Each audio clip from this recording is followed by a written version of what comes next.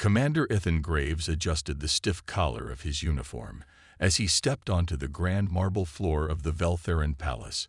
He had attended many diplomatic meetings before, but nothing quite like this. The hall was massive. Tall golden pillars stretched to the ceiling, where floating orbs of blue light cast a soft glow over the crowd. Veltherans, an advanced alien species with tall, elegant forms and shimmering violet skin, stood in perfect lines. Their eyes, glowing like tiny stars, watched Ethan with quiet curiosity. Ethan had been sent here as a representative of Earth, part of the Human Alliance Peace Initiative. His mission was simple: strengthen diplomatic ties with Velthera and ensure peaceful relations. But something about tonight felt strange. At the far end of the hall, on a raised platform, sat Princess Silara, heir to the Veltheran throne. Unlike the others, her deep purple eyes burned with something more intense: determination. She stood as soon as Ethan reached the center of the room. A hush fell over the crowd. The music stopped. Even the floating orbs dimmed slightly. Then, in a clear and commanding voice, Silara spoke.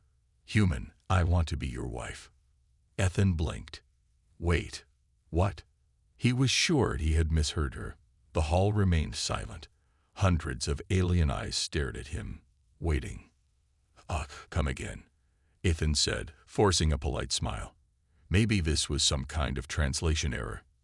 Silara took a step forward, her royal robes flowing behind her. "I, Princess Silara of Velthera, choose you, Commander Ethan Graves, as my husband. Will you accept?" Ethan felt like he had just been hit by a spaceship. His brain scrambled for an answer. Marriage. To an alien princess. This wasn't in the mission briefing. This wasn't in any diplomatic training manual.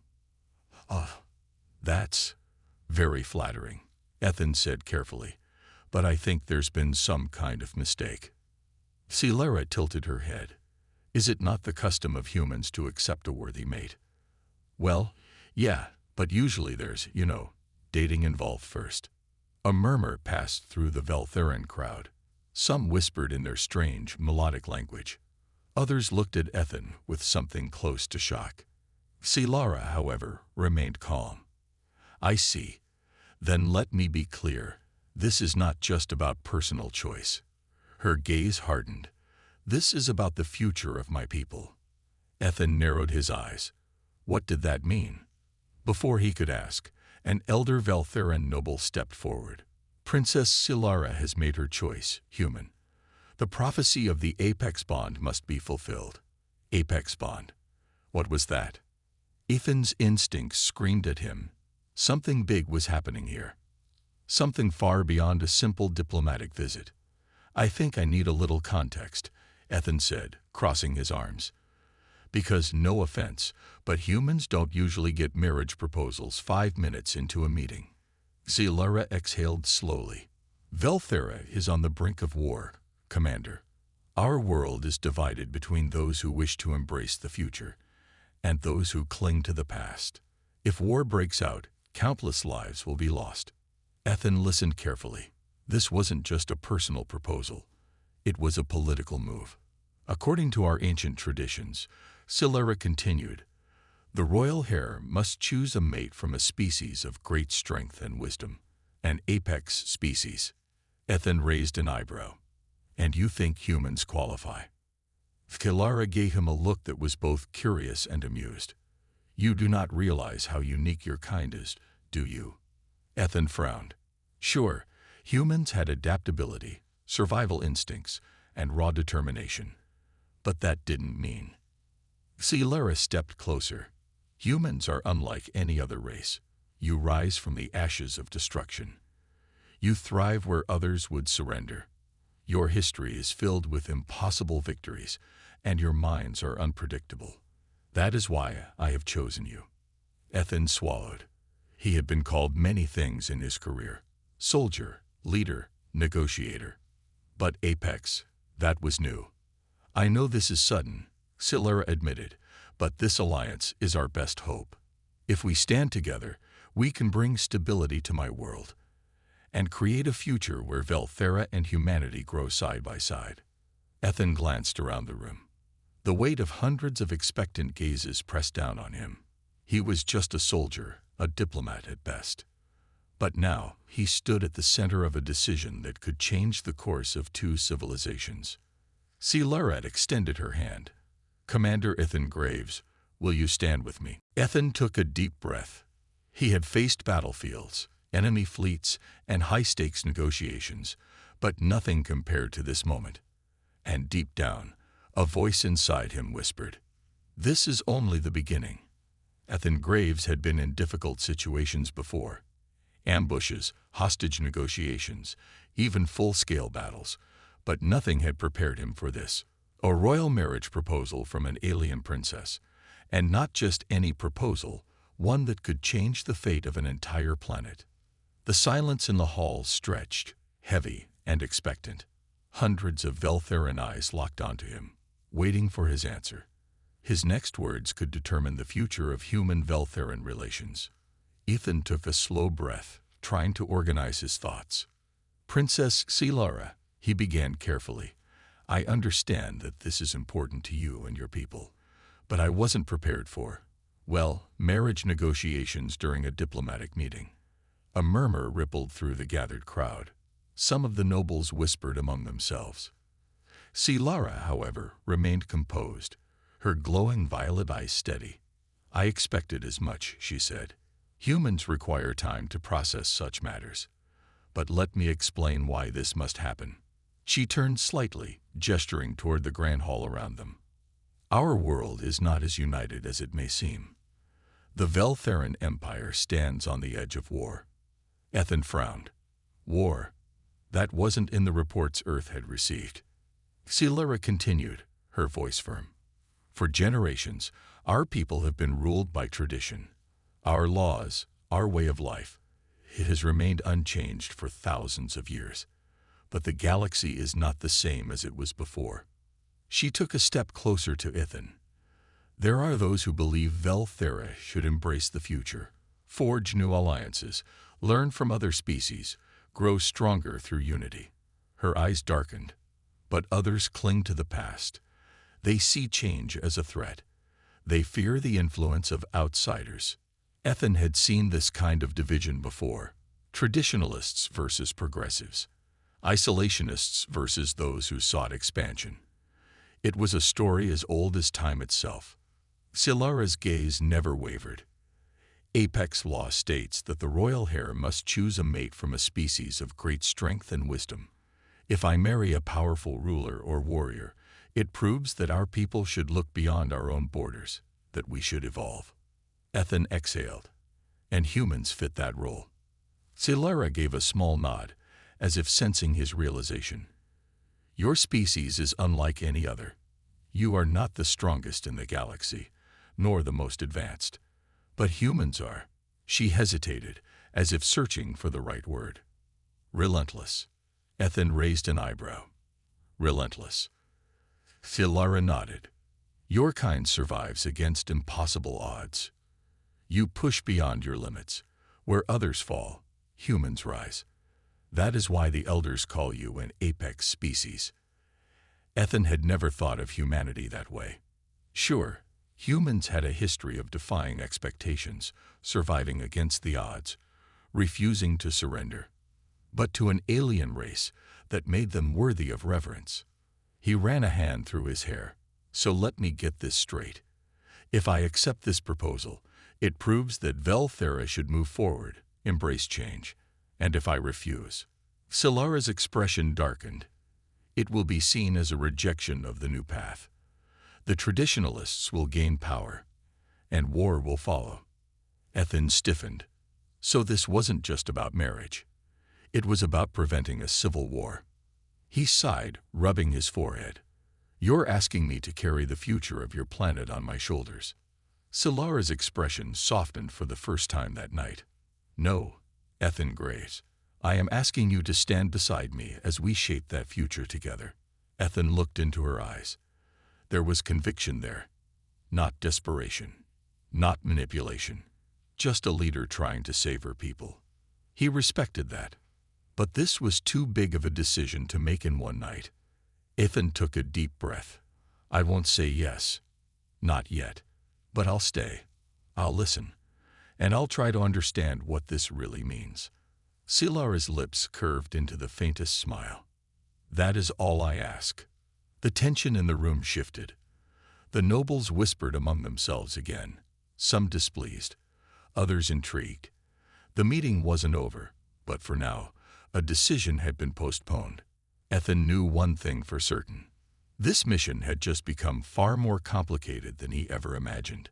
Ethan Graves had faced combat zones, political negotiations, and deep space survival missions, but nothing had prepared him for what came next. It had been 2 days since Princess Silara's proposal. In that time, Ethan had learned more about Veltheran traditions than he ever wanted to know.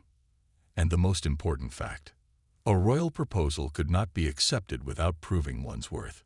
That was why Ethan now stood in the middle of a vast, open arena, surrounded by thousands of Veltherans, all watching from their high seats. The air was filled with anticipation, and the ground beneath his boots felt like polished stone. Above him, floating drones broadcasted the event across the planet. Ethan adjusted his uniform and sighed. This was not how he expected his mission to go. Princess Silara stood at the royal platform, her violet eyes locked on him. Her voice rang through the arena. Commander Ethan Graves of Earth, to stand beside the royal heir, you must prove yourself through the trials of worthiness. Do you accept? Ethan glanced at her, then at the massive crowd cheering around him. He had no choice. If he backed out now, it would be seen as a sign of weakness. The traditionalists would gain more power, and the fragile peace Silara hoped for would shatter. So Ethan straightened his shoulders and gave a firm nod. I accept. The crowd roared. A loud drumbeat echoed through the stadium. Silara's expression softened slightly, but there was still tension in her posture. She knew these trials would not be easy. Ethan rolled his shoulders. Nothing worth doing ever was. Trial 1. The Death World Survival Test. The first trial was designed to test endurance and survival instincts. Ethan found himself transported to a hostile alien landscape, a remote jungle moon called Zakar. Poisonous plants, deadly predators, and unstable weather made it one of the most dangerous places in the Veltheran system. His task: survive for 1 day and night. When he arrived, the jungle was eerily silent. Thick, dark trees loomed overhead, their leaves pulsating with bioluminescent light. The air smelled of damp earth and something faintly metallic. Ethan had no weapons, just his wits and his training. He moved cautiously, scanning for threats. Within minutes, he found them. A pack of 6-legged creatures with razor-sharp mandibles emerged from the undergrowth. They were fast, their bodies covered in natural armor. Predators. Ethan grabbed a fallen branch, sharpened the end into a crude spear, and stood his ground. When the creatures lunged, he dodged, using their own momentum against them. He struck weak points: joints, underbellies, eyes. By the time the sun set, Ethan was still standing. The Veltheran watchers, viewing through live drone feeds, were astonished. Many of their own warriors had failed this trial. But Ethan, he made it look easy. Trial 2. The Sky Duel. The second trial tested combat skills and adaptability. Ethan now stood atop a massive floating platform, high above the Veltheran capital. His opponent, a trained aerial warrior named General Vector, wearing a set of anti-gravity combat wings. Ethan had never used Veltheran flight tech before, but they had given him a set of combat wings, and he had no choice but to figure it out. Fast. The match began. Vector dove at him with blinding speed, his energy spear cutting through the air. Ethan activated the wings, barely dodging in time. His movements were clumsy at first, but humans learn fast. Within minutes, Ethan adapted. He used controlled dives, sudden turns, and unpredictable movements, something no Veltheran had ever seen before. Then, with a sudden feint, he tricked Vector into overcommitting, dodging at the last second, and sending the general spiraling out of the battlefield. The crowd erupted in shocked cheers. Humans weren't just strong. They were unpredictable. Trial 3. The Battle of Wits. The final test was different. It was not a test of strength, but intelligence. Ethan now sat inside a massive circular hall, facing 3 of Velthera's greatest scholars. The trial. A debate. The topic: the future of Velthera, tradition versus evolution. Ethan wasn't a politician, but he knew conflict, leadership, and the consequences of war. As the scholars argued for the old ways, Ethan countered with human history, stories of how Earth had faced similar challenges. He spoke of ancient empires that fell because they refused to adapt.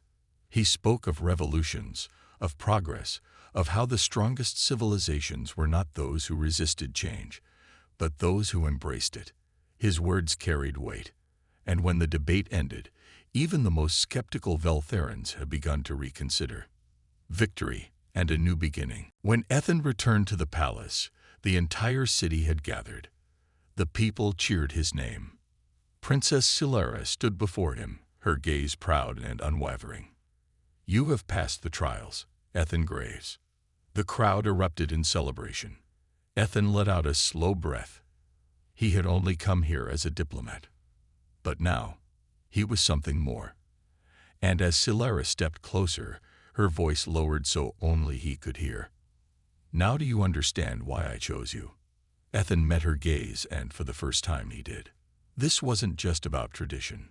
This was about shaping the future of an entire civilization. And he had just taken the first step. Ethan Graves had passed the trials of worthiness. He had survived a hostile jungle moon, fought in an aerial duel, and debated against Velthera's greatest scholars. Now he stood in the grand halls of the palace, the weight of a civilization's future pressing down on him. Outside, the city was alive with celebration. Veltherans cheered his name, chanting in the streets. It was clear they had accepted him. But not everyone was pleased. Deep in the royal chambers, Silara's most trusted advisors gathered. Their expressions were mixed. Some showed approval, but others held doubt and disapproval. One of them, Lord Varnock, an elder noble with piercing silver eyes, finally spoke. His voice was calm but carried undeniable authority. "The people may celebrate, but not all of Velthera agrees with this decision." Ethan leaned back in his seat, folding his arms. "Let me guess. There are still those who see humans as outsiders." Varnock narrowed his eyes. "There are those who see this as an insult to our traditions, and there are those who see it as something far worse, a threat." Silara remained calm, but Ethan noticed the tension in her posture. She had expected this. "Lord Varnock," she said, "Ethan has proven himself. The people trust him. What more do you require?"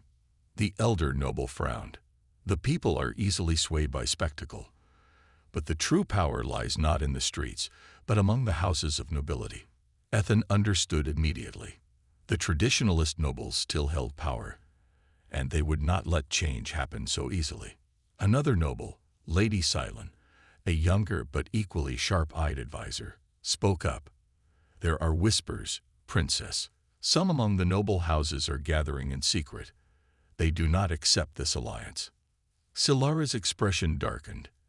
"And what do they plan to do about it?" Silent hesitated, then glanced at Ethan. "Some speak of removing the problem." Ethan sighed. Of course. He had just gotten through one set of trials, and now there was another battle waiting for him. "They want me dead," he said plainly. No one answered, but the silence was enough of a confirmation. Silara's fists clenched. "If any noble dares to move against him." Varnock raised a hand, cutting her off. "This is not a battlefield, Princess. If you attack first, you will prove their fears right. That you are reckless, that you do not respect the old ways." Silara gritted her teeth. She knew he was right. Any wrong move could start a civil war. Ethan exhaled slowly. So what's the plan? Because sitting around and waiting for an assassin to show up isn't really my style. Lady Silent gave a small, knowing smile. Then perhaps it is time to turn the game around. Ethan raised an eyebrow. I'm listening. The gathering of the houses. 2 days later, a grand gathering was held. The Council of Noble Houses, the most powerful ruling class of Velthera, had been called together for the first time in decades.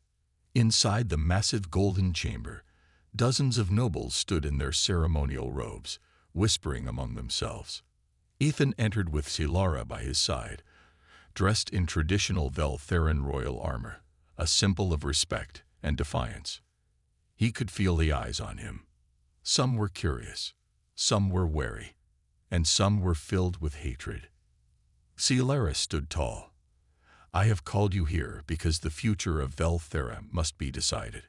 There are those who oppose change, who believe that the old ways must remain untouched. But I say this, without change, there is no future.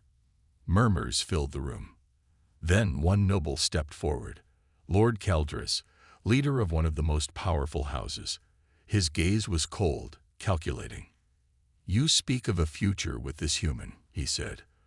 But what proof do we have that he will not lead us to ruin? Ethan smirked. Funny, I was just about to ask the same thing about you. A few nobles chuckled. Others glared. Caldris's expression darkened. You are an outsider, human. You do not understand our ways, our struggles. Ethan's smirk faded. He took a step forward. You're right, he said. I wasn't born here. I didn't grow up with your traditions. But I do understand one thing. Leaders who refuse to adapt are the ones who destroy their own people. The nobles fell silent. Ethan continued.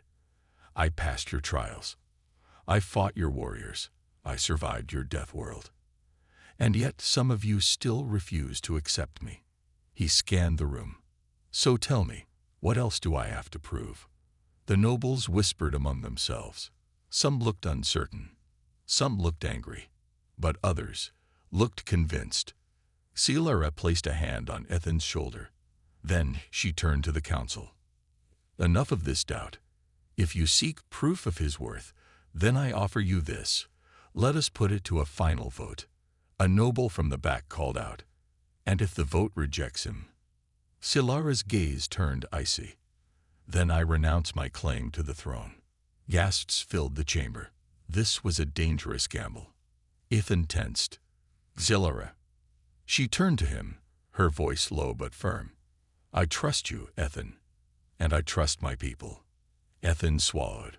This wasn't just about him anymore. This was about Silara's entire future. Lord Caldris studied them both, then exhaled. Very well. Let the nobles cast their votes. A silence filled the room as each noble stepped forward to cast their decision. Minutes felt like hours. Then, finally, the results were announced. The decision was made. Ethan's fate had been sealed. The chamber was silent. The air was heavy with tension. Ethan stood beside Princess Silara, his heart steady, but his mind alert. Around them, the noble houses of Velthera had cast their votes. His fate and the future of Silara's rule hung in the balance. A royal attendant stepped forward, holding a small holographic orb. The device contained the results. Silara lifted her chin, her violet eyes unwavering. Announced the decision. The attendant took a deep breath before speaking. The Council of Noble Houses has voted in favor. A sudden wave of murmurs spread across the room. Some nobles nodded in approval, while others scowled in frustration. Ethan exhaled slowly. He had won. Silara allowed a small victorious smile. Then it is decided. Commander Ethan Graves is worthy of standing at my side. A portion of the council erupted in applause, but others remained cold and silent. Among them was Lord Caldris, his expression unreadable. Ethan knew one thing for sure. This wasn't over. The shadows move. Later that night, a grand feast was held to celebrate Ethan's acceptance. The palace was filled with music, food, and conversation. Ethan sat beside Silara at the royal table, his senses sharp despite the festivities. Something felt off. Across the hall, Lord Caldris and a few other nobles whispered among themselves. Their eyes flickered toward Ethan before they quickly looked away. They were planning something. Ethan leaned toward Silara and whispered, "We need to be careful. Not everyone here is celebrating." Silara's gaze hardened. "I know, but they wouldn't dare move against us so soon." Ethan wasn't so sure. Then suddenly, the palace lights flickered. A loud explosion shook the ground. The music stopped. The laughter died. A wave of panic spread through the guests. "Attack!" a guard shouted. Ethan immediately grabbed Silara's hand and pulled her back as a group of masked attackers stormed the banquet hall. They moved with deadly precision, cutting down guards and heading straight for the royal table. Silara's personal guards rushed forward, clashing with the assassins. The sound of energy weapons firing and swords clashing filled the air. Ethan reacted on instinct. He grabbed a fallen sword and positioned himself in front of Silara. One assassin lunged at him. Ethan sidestepped, twisted the blade, and slashed across the attacker's armor, sending him crashing to the ground. Another came from the side. Ethan ducked, driving his elbow into the enemy's ribs before knocking him out cold. The attackers weren't ordinary rebels. They were trained, organized, and Ethan had a good guess who sent them. Lord Caldris. The escape. "We need to get out of here," Ethan shouted. Silara's guards were holding the line, but the assassins kept coming. If they stayed, they would be overwhelmed. Silara nodded, her eyes fierce. "This way." She led Ethan through a side passage, her hand gripping his tightly as they ran through the hidden corridors of the palace. Behind them, the sounds of battle raged on. Ethan's mind worked fast. This was a direct attack on the royal family, something that would only be done if the attackers were certain they could win. That meant only one thing. There was a traitor inside the palace. As they reached the exit, Silara stopped. "We can't just run. We need to stop this." Ethan turned to her, breathing hard. "Silara, we're outnumbered. Someone powerful is behind this. We need to regroup and figure out who." Silara hesitated for only a moment before nodding. "You're right. There's a hidden bunker beneath the city. We'll be safe there." Just as they turned to leave, a figure stepped out of the shadows. It was Lord Caldris. He held a royal dagger, its blade gleaming under the dim palace lights. "I knew you were a threat the moment you arrived, human," Caldris sneered. "And now, I will correct the mistake the council made." Silara stepped in front of Ethan, her eyes blazing with fury. "You are a disgrace to Velthara, Caldris. You would betray your people just to stop change." Caldris chuckled. "Betray? No, princess. I am saving Velthara from your foolishness." Ethan had heard enough. He moved. With a burst of speed, he lunged at Caldris. The noble barely had time to react before Ethan disarmed him with a swift strike, twisting the dagger from his grip and throwing it to the ground. Caldris stumbled back, his eyes wide with shock. "Impossible." Ethan leveled his gaze at the defeated noble. "I fought worse than you, Caldris. You're nothing special." The sound of approaching royal guards filled the corridor. Caldris's face twisted with fury. "This isn't over." Silara raised her chin. "Yes, it is." With a single nod from the princess, the guards seized Caldris. He struggled, but he was outmatched. The coup had failed. Ethan turned to Silara. "Now what?" She took a deep breath. "Now we rebuild." But this was only the beginning. "There are others like him, Ethan, and they won't stop until we make them see the truth." Ethan nodded. He had come to this world as a diplomat. But now, he was a warrior in a new kind of battle, and he wasn't going to lose. The betrayal of Lord Caldris had shaken the royal court of Velthara. Though his coup had failed, the attack had exposed a dangerous truth. The resistance against Ethan and Silara was deeper than they had imagined. For now, Keldris was imprisoned, but his followers remained in the shadows. Ethan knew this wasn't over. The aftermath of the coup. Ethan stood on the balcony of the royal palace, watching the city below. The lights of Velthera glowed in the night, but something felt different now. The people knew of the attack. Rumors spread like wildfire. Some feared war. Others saw this as a turning point, a moment where Velthera had to choose between its past and its future. Silara joined him, standing by his side. She looked exhausted, but her eyes were still filled with determination. "The council is divided," she said. "Some demand we crush all who oppose us. Others believe we should seek a peaceful resolution." Ethan sighed. "And what do you believe?" Silara turned to him. "I believe in change, but I also know change always comes with a cost." Ethan nodded. He had seen this before. On Earth, in wars, in revolutions, people resisted change because they feared it, and fear was a dangerous thing, a hidden threat. The next morning, Ethan and Silara met with Lord Varanok, one of the oldest and wisest members of the council. He had always been a neutral figure, but after the attack, he had grown more involved. "You handled Keldris well," Varanok said, his silver eyes studying Ethan. "But he was only a symptom of a greater problem." Ethan leaned forward. "You mean there are others like him?" Varanok nodded. "Yes, and they are more dangerous because they do not act so recklessly. They move in the shadows, waiting for the right moment." Silara's expression darkened. "We need to find them before they strike again." Varanok hesitated. "There is something else." Ethan and Silara exchanged a glance. "Go on," Ethan said. Varanok took a deep breath. "I have received intelligence that a powerful warlord from the Outer Territories has been contacted by the conspirators. If this is true, then we are not just facing political enemies." Ethan's jaw tightened. "We're facing a full-scale rebellion. A dangerous mission. There was no time to waste. If an outside force was involved, Velthera could be thrown into civil war." Silara made her decision quickly. "We need to find out who is behind this. If war is coming, I will not be blind to it." Ethan agreed, but this mission was too dangerous for Silara alone. "I'm going with you," Ethan said firmly. Silara raised an eyebrow. "You don't even know where we're going." Ethan smirked. "Doesn't matter. I've come this far. I'm not sitting in a palace while you risk your life." Silara sighed, but there was a small smile on her lips. "Fine, but don't say I didn't warn you."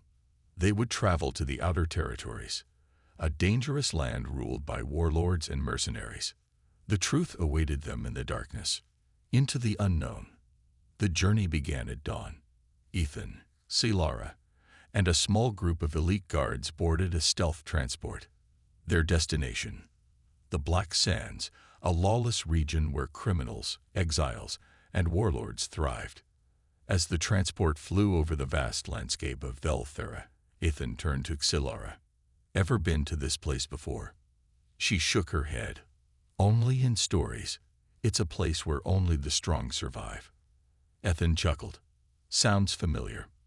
Their transport landed on the outskirts of Drekar City, a settlement controlled by a warlord named Zorvek. If anyone had answers, it was him. The group moved cautiously through the city's streets. It was unlike anything Ethan had seen on Velthera before. The buildings were rusted and worn, the streets filled with rough-looking warriors, traders, and bounty hunters. They reached Zorvek's fortress, a massive steel structure with banners hanging from its walls. Guards stopped them at the entrance. "State your business," one of them growled. Silara stepped forward. "We seek an audience with Zorvek." The guard narrowed his eyes. "And why would he care about a princess and a human?"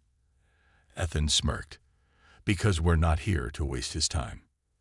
There was a tense silence. Then the guard gave a sharp nod. "Follow me." They were led inside the fortress, where a massive throne-like chair sat at the far end of the hall. Upon it sat Zorvek, a towering Veltherin with scared skin and piercing yellow eyes. He studied them with mild amusement. A princess and a human. Now that's a rare sight. Silara didn't waste time. We know you've been contacted by rebels within the noble houses.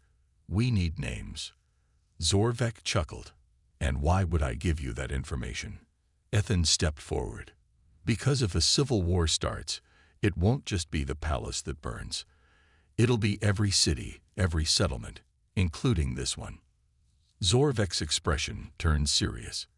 He leaned forward, staring at Ethan with curiosity. You're different from the nobles I've dealt with before. Ethan shrugged. I'm not a noble. There was a long silence. Then, Zorvek smirked. Fine, I'll tell you what I know. But in return, you owe me a favor. Silara hesitated. What kind of favor? Zorvek's smile widened. I'll let you know when the time comes. Ethan sighed. Great. I love these kinds of deals. Zorvek leaned back in his chair. There's a traitor in your palace, princess, and they are more powerful than you think. Ethan and Silara exchanged a tense glance. The enemy wasn't just in the shadows. They were closer than they had imagined. The room was silent, but the weight of Zorvek's words hung heavy in the air. There's a traitor in your palace, princess, and they are more powerful than you think. Ethan's fists clenched. They had suspected betrayal, but this confirmed it. Someone close to Silara had been secretly working with the rebels, feeding them information, and ensuring that the coup attempt failed just enough to keep suspicions away. Silara's expression hardened. Who? Zorvek smirked. I will tell you, but remember, you owe me a favor. Ethan stepped forward. Fine, just tell us. The warlord leaned back in his chair. The one who betrayed you is Lord Varnak. Silara's breath hitched. That's impossible. Varnak has always been neutral. He stood by my father before me. He warned us about Kaldris. Zorvek chuckled. Exactly. Who else could play both sides so well? He let Kaldris fail so that suspicion wouldn't fall on him. Ethan's eyes darkened. It made sense. Varnak had always seemed too careful, too controlled. He had positioned himself as an ally, yet he never fully committed. Silara took a deep breath, regaining her composure. Then we need to go back, before he strikes again. The return to the palace. Their ship raced across the night sky, heading back to the capital at full speed. Ethan stood beside Silara in the cockpit, his mind running through every possibility.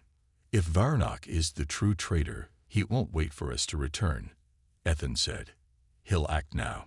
Silara's grip tightened on the control panel. Then we need to act faster. As they neared the palace, a distress signal flashed on the screen. Ethan's stomach dropped. The palace was under attack. The last stand. The ship landed near the royal chambers, where chaos had already begun. Rebels disguised as palace guards stormed the halls, cutting down loyal defenders. Fires burned in the distance. Ethan and Silara rushed into the battle, weapons drawn. A rebel lunged at Silara. She dodged gracefully, her energy blade slicing through his weapon. With a swift kick, she sent him crashing into a pillar. Ethan fought beside her, taking down enemies with quick, efficient movements. He grabbed a fallen blaster, firing precise shots at advancing rebels. We need to get to the throne room. Silara shouted.